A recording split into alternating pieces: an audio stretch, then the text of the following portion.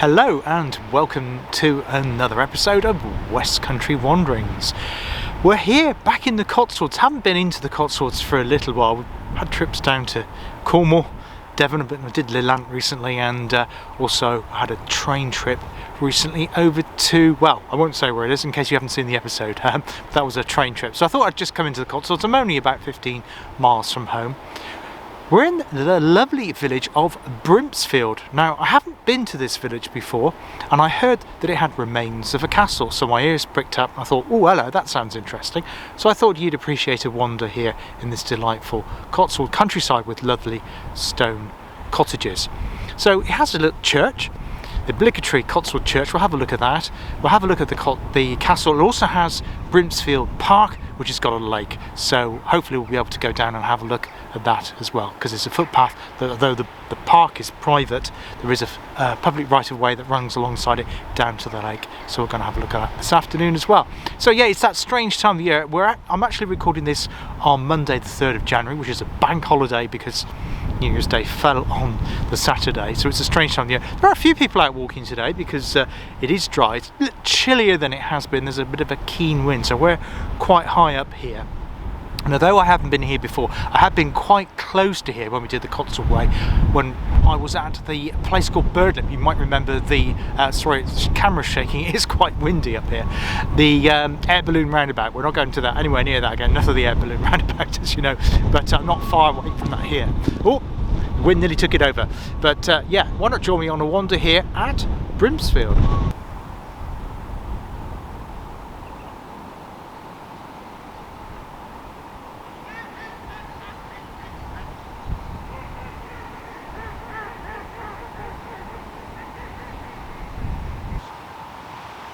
I've just come from around where it was really exposed there and the tripod nearly fell over, so I've sat down and the tripod's on a lower level, so it's not quite, there is a hedge here, so hopefully it won't topple over again. But that was a bit of a scare. I just managed to grab it there. That would have been a bit of a disaster if that had fallen over. I didn't realise the wind was so gusty. It was windy and then there was a sudden strong gust and it pushed the camera, and I've also had my rucksack tied to the tripod to give it added weight, and it still tried to topple it over, so that gives you an indication of how strong the wind is here. Just tell you a little bit about the village of Brimsfield. As I say, I've not been here before, so I'm not an expert on the village. I've just made a few notes here that I did a bit of research before I came out here today last night. The village was mentioned in the Domesday Book, and the original name of the village was Brimsfield. I think it's spelled F-I-E-L-D-E. I'll put that along the bottom there. And the manor of Brimsfield was granted to one Maurice de Berkeley. Now, of course, the Berkeley family from the famous Berkeley Castle. I haven't actually covered Berkeley Castle properly as yet on my channel. I have done Berkeley Deer Park, and I did do a little piece there about Edward Jenner and the very first vaccine.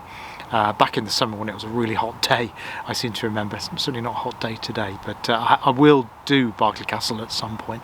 I'm a bit daunted by it, but because like the three cathedrals, there's just so much history there, but we will get to it at some point on the channel here.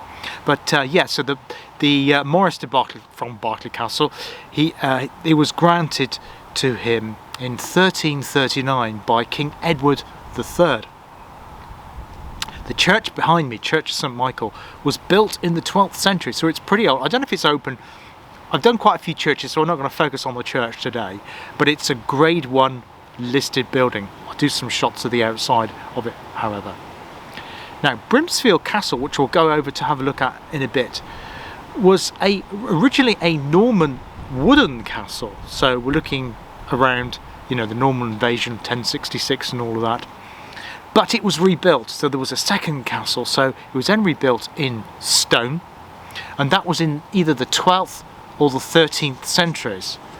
Now the owner of the castle was John Giffard, the famous Giffard family from this part of the world, from this part of the Cotswolds. He was the second Lord of Brimsfield. Now, he actually rebelled against King Edward II, not the third, we just mentioned King Edward II. Now, there is strong links to both Berkeley Castle and Gloucester Cathedral with King Edward II, which we will mention but I won't give you all the detail of that now. Suffice to say, he was executed, John Gifford was, for reasons I'll mention, without going into too much detail. But after he was executed, the castle was completely destroyed, and all that you can see today from the castle are the foundations, the Motte and Bailey, and the ditch. So we're going to have a look at that. So there is a mound with an outer bank and a ditch, and the foundations of the original gatehouse. So this is the remains of Brimsfield Castle behind me. Not a great deal to see. Disappointingly, a lot of trees have been cut down here. Now I've just had a look at some of the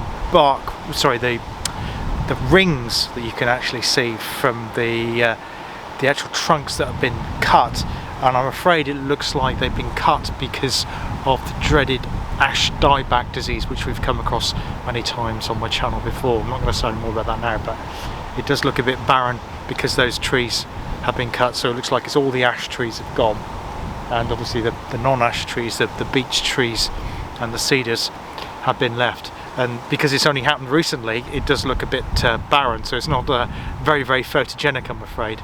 But yeah, there are no stone remains of the castle. I would imagine that after the castle was destroyed, and, you know, John Gifford, as I explained, was executed, a lot of the local villagers, the people in the settlements, they would have come here to steal the stone that would have been lying on the ground, to use that to build their own cottages, and also use it on farms, and also for the dry stone walls dividing the fields. So there are no stones from the original building remaining. We just have these earthworks, so you can see this huge ditch cut in. So the castle would have been just there, sit on the very, very top of that bank, and a bit further over. I'll see if we can get further round the other side so you get a better view of what we're actually looking at. But yeah, this is the site of one Brimsfield Castle. What's odd about the siting of the church is that it's quite some considerable distance from the, well, not long way from the village, but you have this open green space here. The castle, Brimsfield Castle, is to my left, your right. We'll have a little bit more look at that again in a second. But you have this open space here. Just turn around. So the church is now at the front of me, and you have all this green space here. Quite vast, really, common. And the village itself is a bit further down there, which we'll go and have a look at. I don't know the reason for that. Maybe because, as I said, the castle was originally built in Norman times, and the church was built in the 11th century, round about the time that the second castle, the stone castle that was built here. Now, whether that's something to do with it, so you've got the church next to the castle, I'm not entirely sure, but it's certainly an odd sight, because normally in the Cotswolds the church is normally at the heart of the community. You have the church, the pub, the post office, a village green, the war memorial, and it's all like in the centre heart of the village. Classic example would be just a few miles away at Mizardon. I've done a video of that if you've not seen it, and you can see all that there, where it's all in a close proximity. But here you have this big gap, so you have the church there behind me. Again, I'll insert a closer photo of it, and all this green common area in between. I don't think this area here was in any way related to the castle.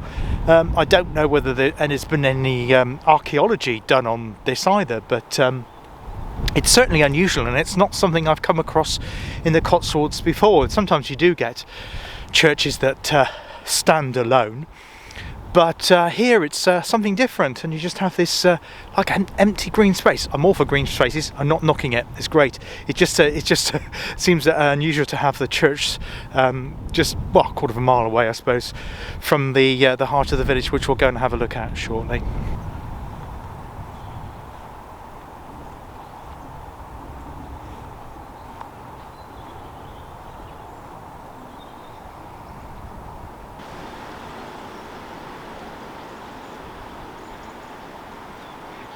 So this is the Brimsfield Castle, just from a different perspective. I just come round from the side of the church and that green common that you saw, and now we're looking at the top of the ditch, and then this bit here where all the logs are to the right of that, in the centre bit there, that would have been where the actual stone structure would have been in Norman times. So unfortunately we don't have any drawings or diagrams or anything to know as to what Brimsfield Castle would have looked like back in the day when the original wooden structure was built, and indeed when John Gifford's latest stone structure was built. We can only guess just by looking at other castles that are similar size, and we've only got the earthworks to give us an indication of its scale. I've just come round to the another side of the castle just to give you a different perspective, so you can see the top part of the bank there and the deep ditch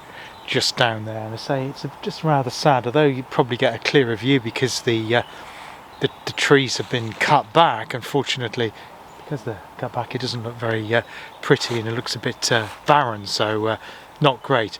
Just wanted to tell you about, I'm not sure the pronunciation of this, I'll put the spelling in below. I think it's called the Dispenser War, and that's D-E-S-P-E-N-S-E-R, Dispenser War. And it was caught up, this battle here, which resulted in the death of John Giffard, and also then the subsequent destruction of the castle. I just wanted to tell you about the Dispenser War. Now, what it was a baronial revolt against Edward II, led by the Marcher Lords Roger Mortimer and Humphrey de Bon. The rebellion was fueled by opposition to Hugh Despenser the Younger, who was the royal favourite, and the victory of it left Edward II in control.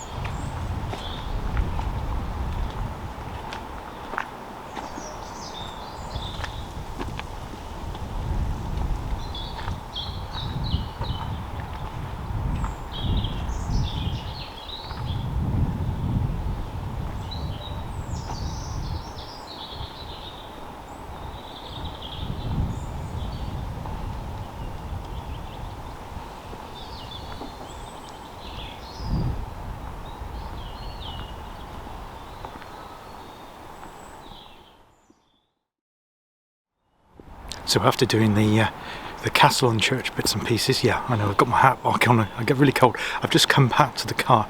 The car's parked to the village hall there. So if you come to Brimsfield, it's free parking at the village hall. There's more spaces around the back. I've just had a tea, a thermos of tea, just warmed me up because it was getting a bit chilly. It's quite exposed site there.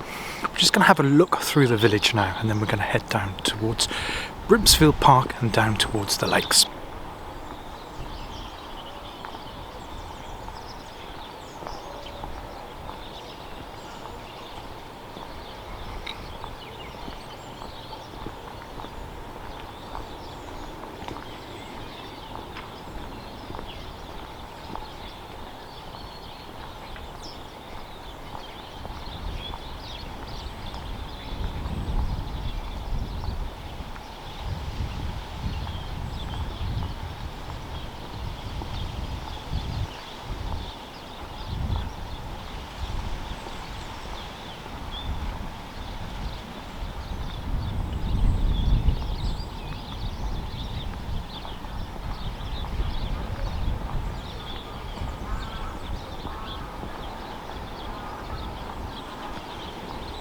So I've just checked my trusty OS map app.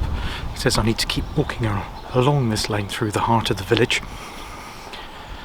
and then we're going to take a left down on a probably right away public footpath down towards Brimsfield Park.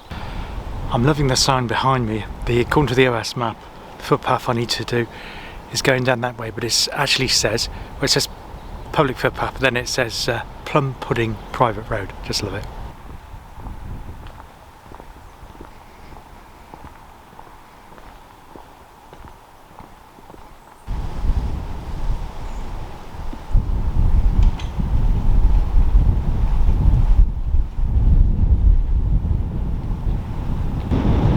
Risking the wind again. Apologise if it's a little bit shaky because it is quite windy, but the reason I've stopped and put the tripod up is to show you this view behind me, and I'll do close-up shots with a telephoto lens as well. So that is Brimsfield Church just there. You can just make that out, and I'll do a close-up of that and the castle remains. Just here you won't be able to make out some of those trees that have been cut. The reason I point this out is because from this angle you get an interesting perspective. First of all, you can see why this site was chosen as a defensive castle. That's why it was so windy up there. It is. You don't appreciate how high up it is when you're actually there. But from this angle you can see it is a really dominant position. It would have been a really good fortification and defence for the village. Not only that, it's this side of the church, to the right of the church, you can also make out, well, undulations in the field, and I can only think that that would have been some kind of settlement just below the castle. So you've got the church, the castle, and perhaps a settlement below it. So maybe this is like a lost village, and that the reason that the church is so far away from the village is that the fact that the village has moved to be away from the church and not the other way around. Oh, I hope that's not going to go again. I'm going to have to hold on to that. It is really, really windy.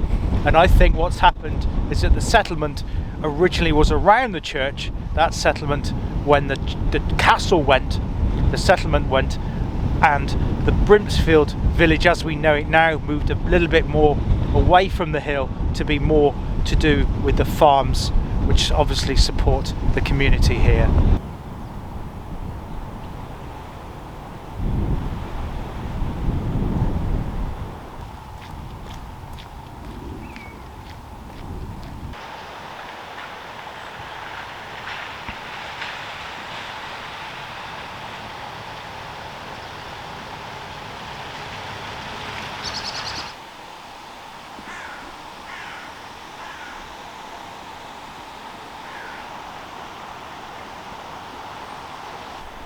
So now we're in the delightful Brimsfield Park.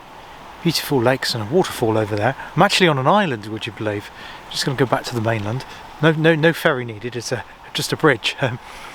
Yeah, it's a wonderful spot. I've never been here before, and it's in a deep sheltered valley. So it's the wind. There's no wind. The trouble we had with all those high winds when we were on the top has dropped now. The only problem with coming to Brimsfield Park is the track down to it is horrendous this time of the year. It's because there's been logging lorries going up and down. The mud is churned up, and it's also, you've got these deep grooves, and it's deep sided, so you've got mud both sides and deep grooves going down the track. I couldn't even attempt to film or photograph any of that because it was just awful. I just thought, well, I got a feeling it might be worth coming out down here, and well, it was right. It paid off, even though I nearly broke my neck a couple of times.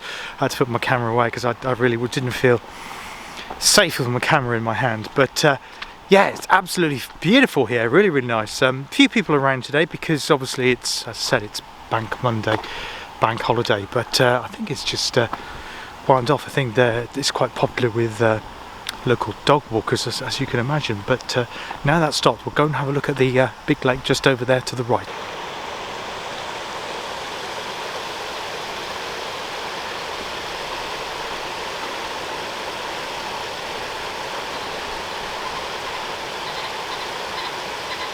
It's strange really, because Brimsfield is one of those places you don't really hear very much about. The population, I'll insert it, I think it's only about 150 people live in the village itself, and this is Brimsfield Park here. Is a large Cotswold mansion, and obviously outbuildings and cottages that surround that, so that would have been the Brimsfield estate.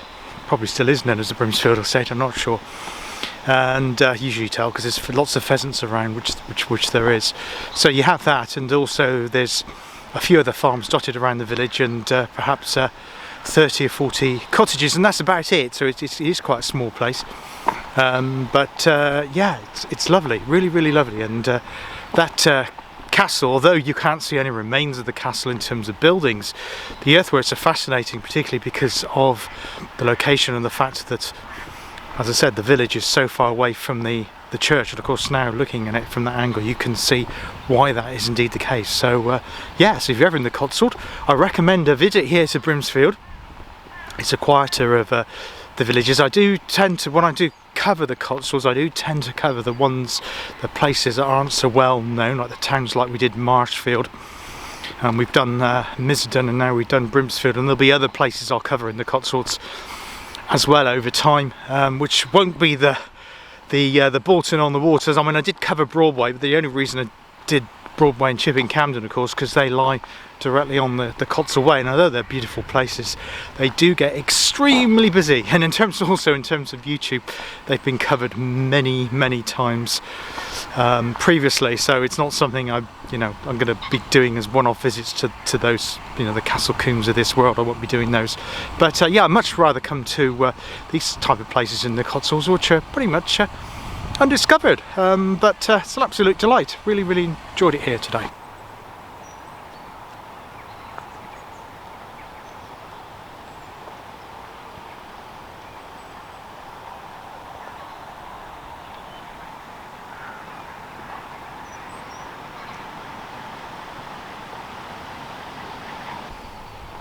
Well, that's it from Brimsfield today. Just before I go though, and wish you goodbye and everything and all of that, a couple of things to mention is what I've got coming up. I will be doing a January vlog in the middle of January to tell you about more what's happening on the channel and what's happened, and give you updated all things West Country Wanderings here. But if you've just been a recent subscriber, because a lot of people have recently subscribed to my channel, and if you're one of those people and just watching this, this is one of the first ones that you've seen, thank you very much. I really appreciate the subscribe. And as I say, if you hit the bell, then YouTube will notify you when my next video comes up. Now, if you're looking for canal content, yes, I've got some news on that. I'm going to do the Stroudwater Canal update. Well, it'll be Stroudwater stroke Thames and Severn in brackets Cotswold Canals update number 4, because I'm going to go over to Lechlade next couple of days. Going to be a progress report, what's happening at the Thames and Severn end, where it connects to the River Thames even, and I knew I'd get that wrong. Give you an update what's happening there, and we're going to look at some of the other obstacles still to be overcome on the Stroudwater section, and also an update on what's been happening at that railway bridge at the ocean in Stonehouse. I'll give you a progress report on that. That'll all be in one video. That'll be landing probably in, well, say a couple of weeks, maybe a little bit earlier than that, but if you hit the bell, then YouTube will tell you when that uploads. There'll probably be another canal one on a different canal as well, give you a bit of flavour from other canals, and there'll be other content on my channel coming up over the next couple of weeks as well. So until then, look after yourselves, take care, thank you very much for watching today, all the best, and see you soon. Cheers, bye bye.